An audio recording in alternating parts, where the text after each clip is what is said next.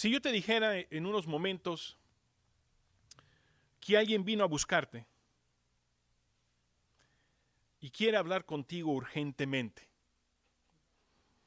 alguien vino a buscarte y quiere hablar contigo urgentemente, ¿cuál sería tu primera pregunta hacia mí? ¿Quién es? ¿Quién es? ¿Quién me está buscando? ¿Y qué tiene que decirme? ¿O a qué horas va a volver? Pero lo primero es ¿quién? Porque el quién va a determinar tu respuesta en responder si quieres tú que esa persona venga a buscarte o no. Y el versículo 7 nos indica exactamente quién es el que quiere hablar contigo esta mañana.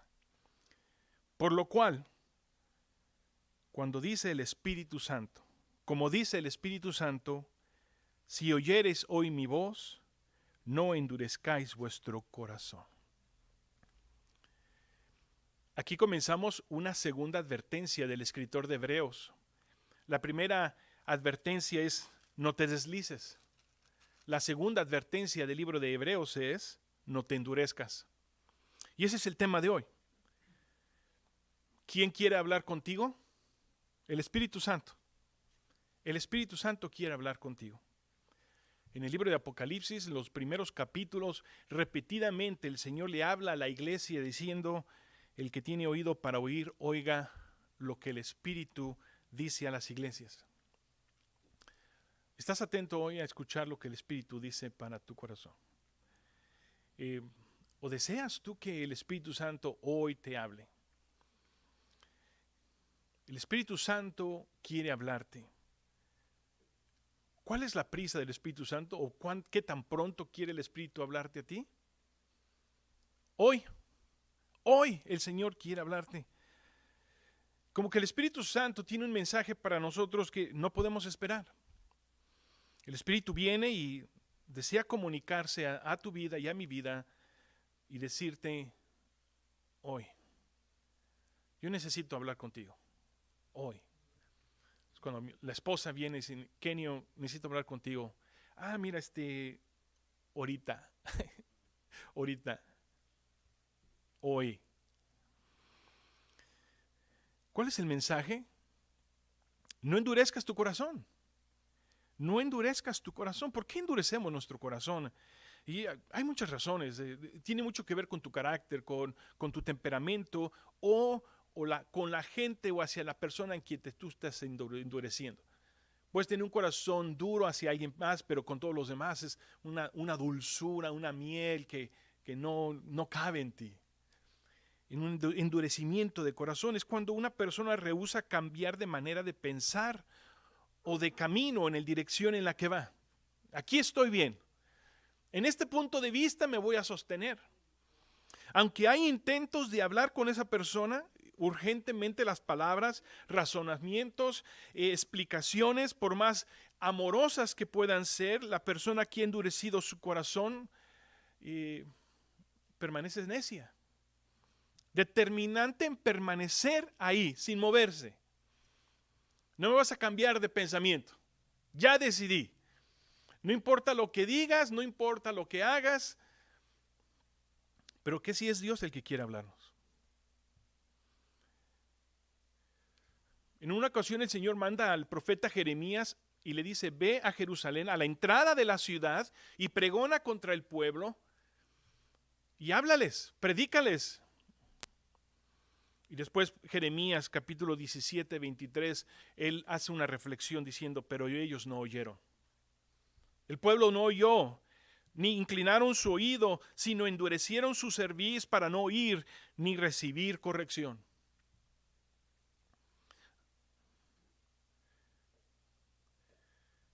No oyeron, no inclinaron su oído, endurecieron su cerviz.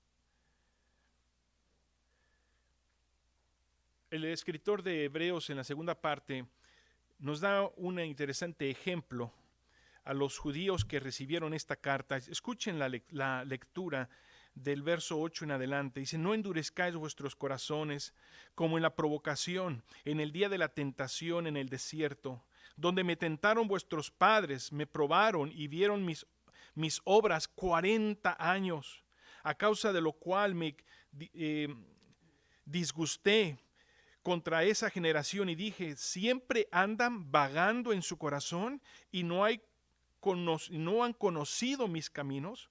Por tanto, juré en mi ira, no entrarán en mi reposo. Mirad, hermanos, que no haya en ninguno de vosotros corazón malo de incredulidad para apartarse del Dios vivo.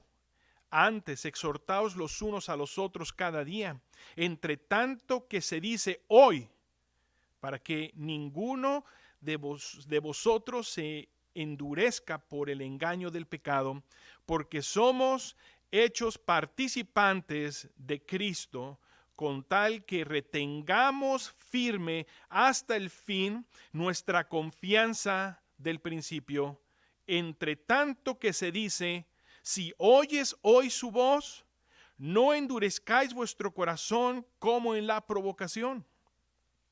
¿Quiénes fueron los que, habiendo oído, le provocaron? ¿No fueron todos los que salieron de Egipto por mano de Moisés? ¿Y con quiénes estuvo él disgustado 40 años? ¿No fue con los que pecaron, cuyos cuerpos cayeron en el desierto? ¿Y a quiénes juró que no entrarían en su reposo, sino aquellos que desobedecieron? Y vemos que no pudieron entrar a causa de incredulidad. El trasfondo histórico de esta carta fue escrita a un grupo de judíos cristianos que habían aceptado y recibido a Jesús como su Mesías. Pero después de una serie de tribulaciones y tiempos difíciles y persecución, ellos contemplaban y consideraban la posibilidad de volver a la ley de Moisés.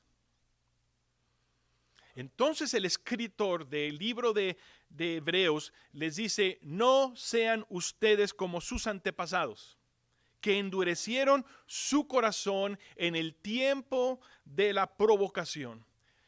¿Cuál es el tiempo de la provocación? La encuentran ustedes en el libro de Números, capítulo 13 al 14. No lo busquen. La historia posiblemente es conocida por la mayoría de ustedes. Pero voy a hacer un pequeño resumen de esta provocación. El pueblo llega a la frontera de la tierra prometida. Después de 2 años, finalmente ellos están a la frontera y pueden mirar hacia la tierra prometida, la tierra que el Señor les había jurado, les había prometido a ellos que recibirían. Y el Señor le llama a Moisés. Y le pide, escoge a 12 príncipes, uno de cada tribu de las tribus del pueblo de Israel. 2 de ellos era Caleb y Josué. Y el Señor le da instrucciones a Moisés. Que vayan, que reconozcan la tierra, que miren si la tierra es fértil o árida, si la tierra es buena o si es mala, si las ciudades son fortificadas o la gente vive en campamentos.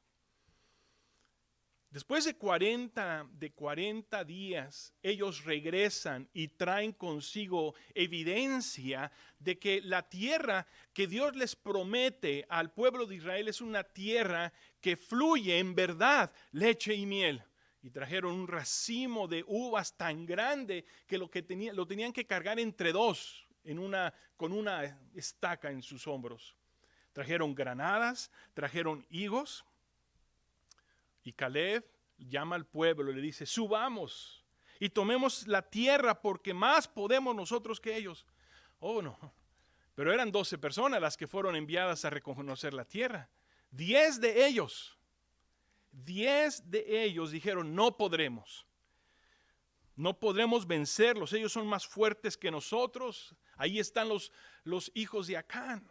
Gigantes, hombres gigantes que a comparación de nosotros somos como langostas.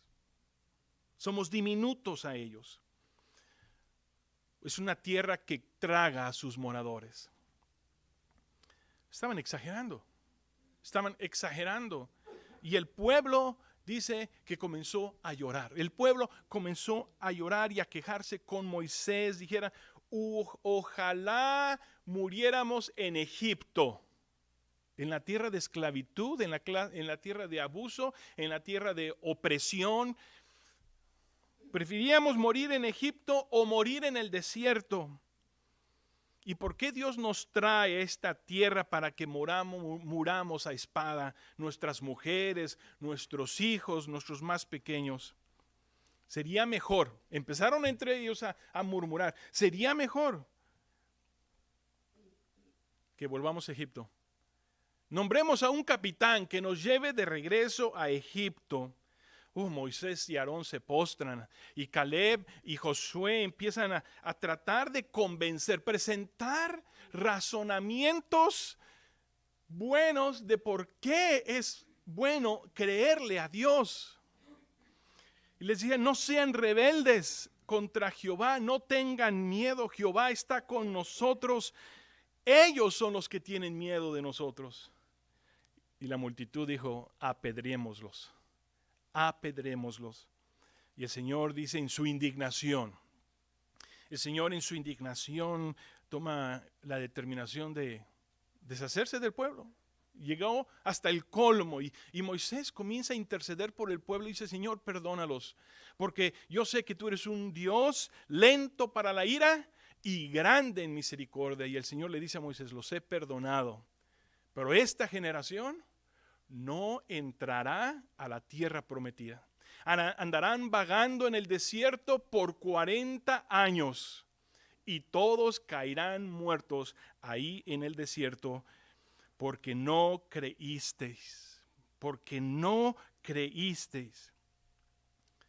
Solamente la promesa fue, los jóvenes menores de 20 años y niños serían quienes iban a heredar la promesa de la tierra prometida, que fluye leche y miel. Y dice el verso 16, observen, ¿quiénes fueron los que, habiendo oído, le provocaron? ¿No fueron todos los que salieron de Egipto por mano de Moisés? ¿Y con quiénes estuvo él disgustado 40 años? ¿No fue con los que pecaron, cuyos cuerpos cayeron en el desierto? ¿Y a quiénes juró que no entrarían en su reposo, sino aquellos que desobedecieron? Y vemos que no pudieron entrar a causa de incredulidad. La pregunta que viene entonces, ¿puede un cristiano caer en el pecado de incredulidad? Usted siendo un hombre y una mujer cristiana, ¿usted puede caer y ser tentado por el pecado de incredulidad? La respuesta es sí. La incredulidad no es un problema de la mente. La incredulidad no es un problema de raciocinio o intelectual. El Señor claramente dice que la incredulidad es un problema del corazón. Del corazón. Por mano poderosa de Dios, el pueblo judío fue liberado de la esclavitud de Egipto, que estaban oprimidos en una esclavitud por muchos años. Pero por la gracia de Dios, por la fidelidad de Dios, ellos fueron redimidos por la sangre del Cordero, que ellos pintaron en los marcos de sus casas. Y que esa noche, cuando vino el ángel de la muerte, los hijos de Israel salieron de Egipto victoriosos. Salieron libres por la sangre del Cordero. Y después fueron bautizados cuando pasaron por el mar. Dejando atrás Egipto, se enfrentaban a una vida nueva. Como dice Romanos capítulo 6. Sepultados, fueron ellos sepultados en el mar. Sepultados para salir a una vida nueva. Renunciando a la vida del pasado y viviendo una vida nueva en Cristo, en Dios. Dejaron atrás la esclavitud. y comenzaron a vivir una vida en libertad. Pero una vez que el pueblo comenzó a vivir en libertad y salieron de Egipto, comenzó inmediatamente la incredulidad del pueblo, murmurando contra Jehová constantemente, hermanos, murmurando contra Moisés, murmurando contra Jehová. Y era cualquier asunto, el pueblo murmuraba, el pueblo murmuraba. Y al enfrentarse a las pruebas más grandes, los retos de la fe, ellos rehusaron ir y obtener aquello que Dios les había prometido, que era la tierra que fluye y leche y miel.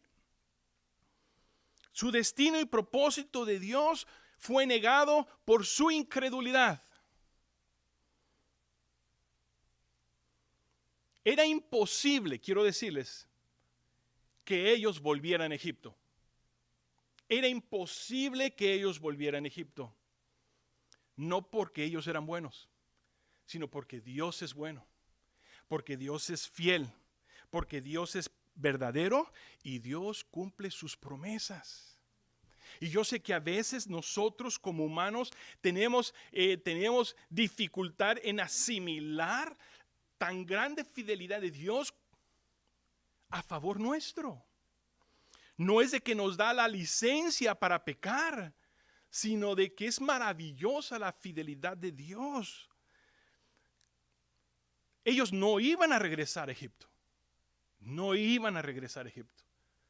Porque Dios es fiel y verdadero. Segunda de Timoteo dice que aunque nosotros seamos infieles, Él permanece fiel. Pero ellos no creyeron a Dios. Dios tenía planes para ellos, cosas buenas para ellos, pero ellos, por su incredulidad, perdieron su privilegio de ser usados por Dios, cumpliendo en plenitud el propósito que Dios tenía para sus vidas. ¿Cuál fue la desgracia? Esa generación no murió en Egipto, pero sí murió en el desierto. Jeremías 29:11 es un pasaje que mi esposa le repitió a Lisbeth desde que ella era pequeña, Lisbeth. Y siempre ha sido un texto lema entre ellas dos como madre e hija. Y dice Jeremías 29:11, porque yo sé los pensamientos que tengo acerca de vosotros, dice Jehová, pensamientos de paz y no de mal, para darlos el fin que esperáis. Lo voy a leer nuevamente porque es importante poder saborear cada palabra. Dice, porque yo sé los pensamientos que tengo acerca de vosotros, dice Jehová, pensamientos de paz y no de mal, para darlos el fin que esperáis. Dios nos está prometiendo que Él tiene un plan y propósito para nuestras vidas. Otra cosa es que yo te preguntara, ¿lo crees? ¿Lo crees? Posiblemente tú estás en la frontera, en tu vida cristiana, en tu caminar con Dios, en tu frontera. Atrás de ti está el desierto, enfrente de ti está el propósito de Dios para tu vida. Pero para avanzar al propósito de Dios de mí, para mi vida, para tu vida, necesitamos fe, creerle a Dios. Y si estamos hablando de creerle a Dios, estamos hablando de una fe genuina en nuestro corazón que nos mueve a avanzar hacia el frente y no hacia atrás. La incredulidad me retrocede. La fe me mueve hacia el frente. La fe activa me mueve de victoria en victoria creyendo lo que Dios tiene para mí. Una fe que lucha, por supuesto. Cuando el pueblo finalmente entró en la tierra prometida, tuvieron que luchar. Y tuvieron que vencer muchos ejércitos, pero siempre fue para ganar, siempre fue para conquistar, siempre fue para moverse de victoria en victoria. Pero desgraciadamente eso no es verdad para todo cristiano.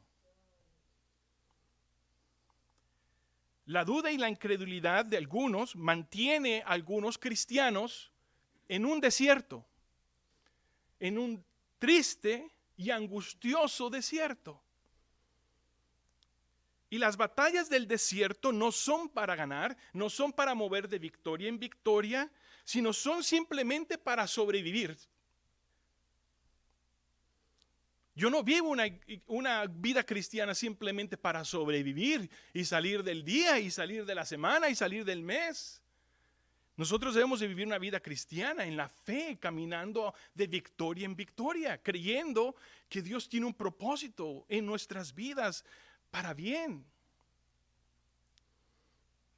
Pero los que viven en un perpetuo desierto cristiano, viven en una aflicción constante, sin descanso, siempre sufriendo, siempre discutiendo lo mismo con las otras personas, siempre el mismo asunto, vuelta y vuelta, porque fue lo que ocurrió en el pueblo, estuvieron dando vueltas en el desierto, deprimidos, sin gozo de su salvación. Un cristiano en el desierto es un gozo, es un hombre o una mujer que ha perdido el gozo de su salvación. ¿Y cuál es el motivo de todo esto? Porque han endurecido su corazón. Y si ustedes observan en Hebreos capítulo 10, en la segunda parte, dice, siempre andan vagando en su corazón y no hay conocimiento, no han conocido mi camino. Está hablando de un estancamiento, de un vagar sin saber a dónde vamos en mi vida cristiana. Voy el domingo y es todo, eso es mi vida cristiana. Mi vida cristiana se resume simplemente en venir a la iglesia el domingo y de ahí, ¿qué es? Es vagar sin conocer el camino de Dios. Y aquel cristiano está, como dice en el verso 13, ustedes pueden enfocarse en la segunda parte, para que ninguno de vosotros se endurezca por el engaño del pecado. La gente que vive en un cristianismo desértico vive engañado del pecado. Pensando que estar en el desierto es mucho mejor de aventurarse en fe en aquello que Dios tiene para tu vida. Pablo menciona, y posiblemente cuando lo mencionó lo dijo con tristeza en su corazón acerca de uno de sus fieles compañeros, Demas, así se llama, Demas. En el libro de Colosenses lo menciona como uno de sus colaboradores fieles al lado de él. Y en Timoteo lo menciona como aquel que lo ha desamparado, dice, amando el mundo se fue a otra ciudad. Entonces Demas escogió el engaño del pecado pensando que vivir en ese desierto mundano era una mejor condición que vivir en fe en Cristo Jesús. Y vean lo que dice el verso 12. Mirad, hermanos, que no haya en ninguno de vosotros corazón malo de incredulidad para apartarse del Dios vivo. Nuevamente, mirad, hermanos, que no haya en ninguno de vosotros corazón malo de incredulidad para apartarse del Dios vivo. Hay una fuerte relación entre lo que es la incredulidad y el endurecimiento de corazón. Incredulidad y endurecimiento de corazón. El Señor Jesús usó la palabra de endurecimiento del corazón cuando habló del matrimonio. Interesante. Y dijo, tengan cuidado, dice, Dios nunca aprobó el divorcio. Jamás fue plan de Dios. Y jamás una persona puede decir, wow, es la voluntad de Dios que yo me divorcie. No, jamás será voluntad de Dios que usted se divorcie. Jamás será. Pero dice el Señor, por el endurecimiento de su corazón. Por el endurecimiento de corazón. Cuando un cristiano opta por el divorcio, existe otra razón, hermanos, sino que endurecimiento de corazón, porque no han creído a Dios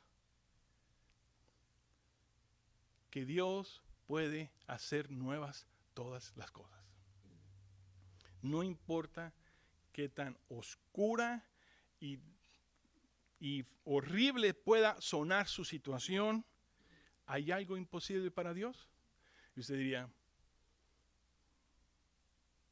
¿Lo creo? ¿Lo creo? ¿Qué recomendaciones nos da esta porción de Hebreos para que nosotros no caigamos en el pecado de la incredulidad? Observen lo que dice el verso 13.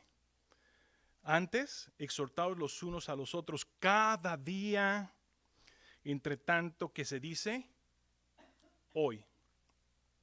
Número 1, no te alejes, hermano. Número 1, hermano, no te alejes. La primera lección que el escritor nos pide a nosotros es de que aprendamos a exhortarnos unos con otros cada día. Está implicando que hay una koinonía, hay una relación, hay un toque, hay un intercambio social entre los cristianos, entre el pueblo de Dios, esencial, hermanos, para poder librarnos de ese terrible pecado de la incredulidad. Porque lo primero que hace una persona cuando deja de creer, cuando deja empieza su corazón a endurecerse, ¿qué es lo primero que hace? Separarse. Comenzar de alejarse. La palabra exhortación viene de su raíz, llamado a ir a tu lado. Exhortar es llamado a ir a tu lado. Y creo que debemos nosotros aprender a cumplir nosotros esa misión en nuestro corazón como hermanos y hermanas en Cristo Jesús. El saber de que nosotros vamos juntos, caminando juntos.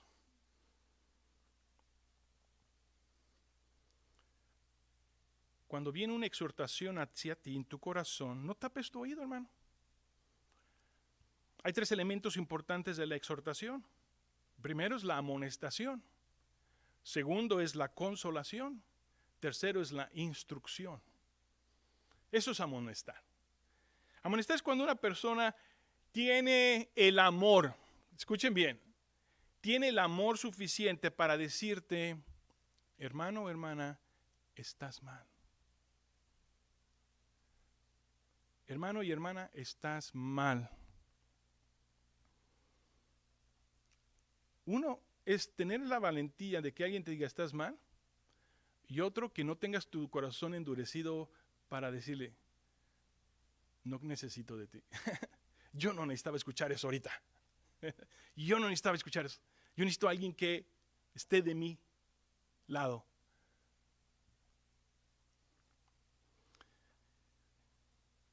La amonestación siempre debe de ir acompañado de la consolación.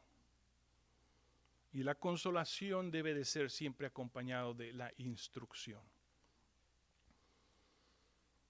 Tanto hay que ser valientes para exhortar como hay que ser valientes para recibir exhortación. Número 2, nuevamente, el escritor hace énfasis de una palabra muy importante, hoy. Si hoy el Espíritu Santo está llamando a tu corazón, no esperes más. Hoy es su tiempo. Hay situaciones que no pueden esperar, hermanos. Hay situaciones en nuestra vida que no podemos nosotros dejar para el día de mañana. Si hoy el Espíritu te está llamando, no endurezcas tu corazón. Si el Espíritu de Dios está llamando a tu corazón, no rehúses a que el Espíritu Santo sea quien te esté exhortando en tu corazón y creas a Dios. Quiero también hacer algo. No estoy hablando de creer en cuestión de creencia, de creer de salvación, porque creer en salvación lo hemos recibido en Cristo Jesús. Pero hay gente que duda a Dios de que Él puede hacer algo en tu vida, a pesar de que seas como seas o tengas lo que tengas. Dios tiene un plan para ti. Créele a Dios. Número 3. Porque usted y yo somos participantes de Cristo. Dice el verso 14, porque somos hechos participantes de Cristo, con tal que retengamos firme hasta el fin nuestra confianza del principio. Usted y yo somos participantes de Cristo. La palabra participantes quiere decir compañero. Y el diccionario bíblico dice compañero en cuestiones de trabajo, compañeros en cuestiones de responsabilidad, compañeros en cuestiones de dignidad. Wow. En Lucas capítulo 5, verso 1 al 7, encontramos una hermosa historia en donde se encuentra, aparte del libro de Hebreos, la misma palabra de participantes o de compañeros. Y es cuando el Señor Jesús dirige a Simón Pedro a la pesca milagrosa, cuando está el Señor Jesús al punto de llamar a Simón y a sus compañeros a convertirse en sus discípulos. Está Jesús ahí en el mar de Galilea enseñándole a la multitud. Se sube en la embarcación de Simón y le pide que la separe un poco de la orilla. Mientras Simón y los demás lavan las redes, el Señor Jesús enseña a la gente que estaba ahí escuchando atentamente. Y al terminar Jesús su lección, su enseñanza, le dice a Simón, Simón, entra en el mar, echa las redes para pescar. Le dice, Señor, hemos pescado toda la noche y no hemos agarrado nada.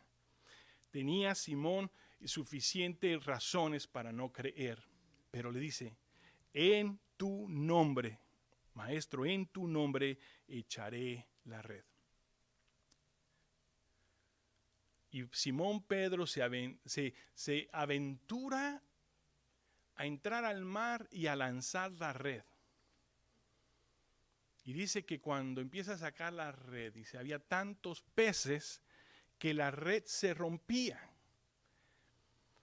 Y dice el verso 7 del capítulo 5, entonces hicieron señas a los compañeros. Ahí está la misma palabra que está en Hebreos que dice, y ellos son hechos participantes, compañeros. Entonces hicieron señas a los compañeros que estaban a la otra barca para que viniesen a ayudarles, y vinieron y llenaron ambas barcas de tal manera que se hundían.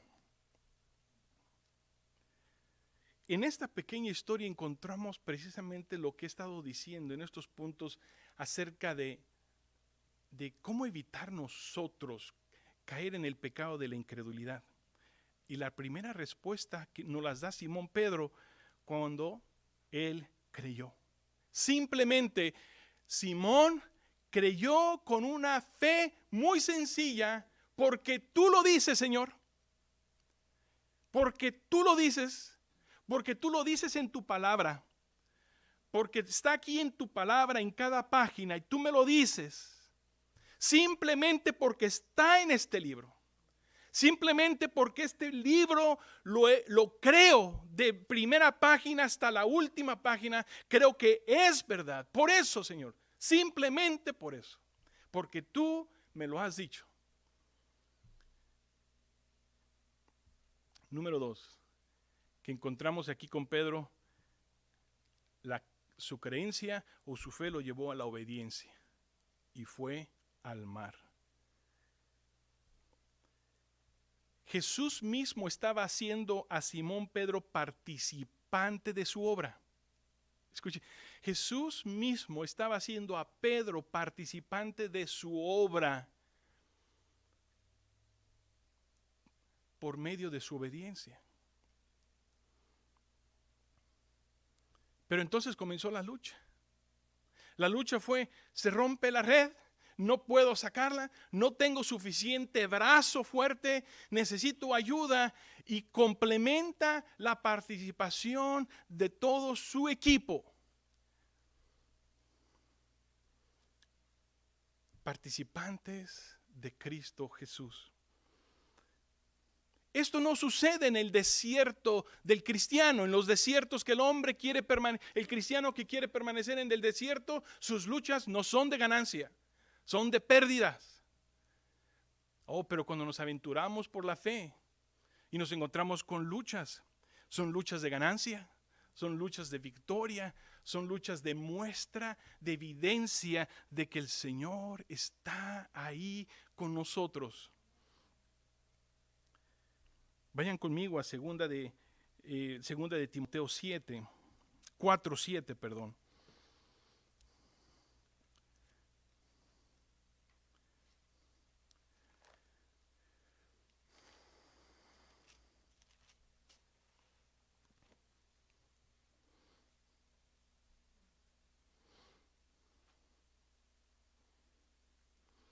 Veamos cómo es que Dios nos puede llamar en Hebreos a nosotros participantes de Cristo.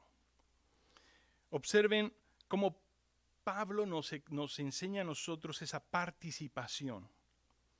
Segunda de Corintios 4:7 dice, pero tenemos este tesoro en vasos de barro. ¿De qué tesoro está hablando? Tesoro del Evangelio. Dice, porque tenemos este tesoro en vasos de barro para que la excelencia del poder sea de Dios y no de vosotros. Wow. Que estamos atribulados en todo, ¿es verdad? Pero no angustiados, hermanos, porque no estamos en un desierto. No. En apuros, sí, mas no desesperados. Perseguidos, mas no desamparados. Es verdad. Derribados, pero no que no destruidos. Llevando en el cuerpo siempre por todas partes la muerte de Cristo, para que también la vida de Jesús se manifieste en nuestros cuerpos. Porque nosotros que vivimos siempre estamos entregados a muerte por causa de Jesús, para que también la vida de Jesús se manifieste en nuestra carne mortal. De manera que la muerte actúa en nosotros y en nosotros la vida. Verso 13. Pero entiendo el mismo espíritu de ¿qué? De fe.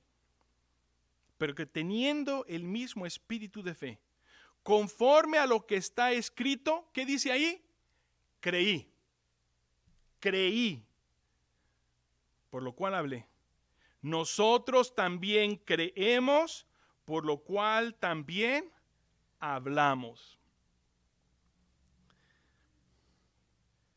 Una interesante conexión aquí. En la incredulidad es imposible que una persona participe del plan de Dios. Y esa persona se retrasa de gozar esas bendiciones caminando, vagando en su vida de desierto. Pero por el espíritu de fe y creyendo en la obra de Dios, Él nos hace participantes, hermanos, siendo nosotros un envase de barro, pone en nuestras vidas el Evangelio de Cristo, de manera que aunque nos enfrentemos en angustias, en persecuciones, en situaciones difíciles, con Cristo somos más que vencedores. Si hay una relación en este capítulo de Hebreos entre la incredulidad y el endurecimiento de corazón, también hay una relación entre creer y el reposo de Dios. Y punto final es, entra en el reposo de Dios. Entra en el reposo de Dios. ¿Cómo usted y yo entramos en el reposo de Dios? Al creerle a Él. Salmo 23, es increíble. Y cuántas veces lo vamos a repetir y escuchar y volver a decir. Pero lo primero que el Salmo 23 nos promete es reposo. Es reposo. Y todo comienza creyéndole al Señor. Dice, Jehová es mi pastor y nada me faltará. Y te pregunto, ¿lo crees? ¿Lo crees? ¿Lo crees, hermano? Si lo crees, entonces el resto del Salmo es fácil, porque en lugares de delicados pastos me hará descansar. Junto a aguas de reposo me pastoreará, confortará mi alma.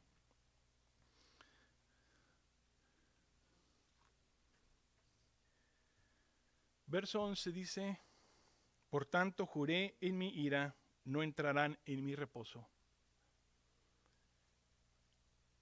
El reposo no era la tierra prometida en sentido, porque ellos entraron a luchar, hermanos, y a pelear y a conquistar y guerra tras guerra. El reposo es Él. Él es nuestro reposo. Cuando le creemos a Él, que las batallas que están al frente de mí son victorias seguras. Son victorias seguras. Es el reposo del cristiano. Él es mi reposo. En Él confiaré. Vamos a orar.